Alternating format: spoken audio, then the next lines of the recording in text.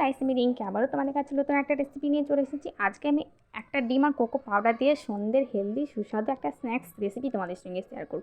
Believe me guys, এত tasty হয়ে থাকে খেতে বলে বোঝানোর মতো না। ছোটো বড়ো সকলে কিন্তু প্রশংসা করছে আমার বাড়ির সকলেই। তোমরা একদিন ট্রাই করে দেখো, এত টেস্টি হয়ে থাকে খেতে বলে বোঝানোর মতো না। একটা ডিম আগে থেকে আমি ভেঙে রেখে দিয়েছি, দেখে বুঝতে পারছো। হাফ বাটির মতো আমি চিনি নিয়েছি, যেহেতু মোটা চিনি সেই জন্য হাফ বাটির মতো নিয়েছি।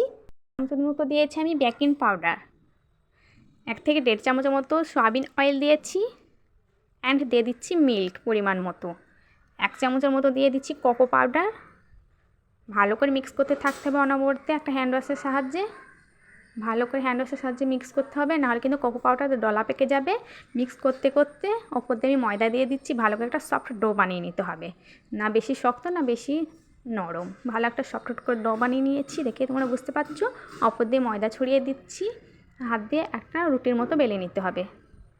রুটির মতো একটা বড় করে বেলে নিয়েছি। একটা কাপ নিয়েছি, ছোট্ট কাপ, এর সাহায্যে আমি গোল গোল করে কেটে নিয়েছি। আঙুলের দিয়ে মধ্যেকার অংশটা ছিদ্র করে নিতে হবে, দেখে তোমরা বুঝতে পারছো। ভিডিও থাকা প্রসেসটা কিন্তু ফলো করতে হবে তোমাদেরকে।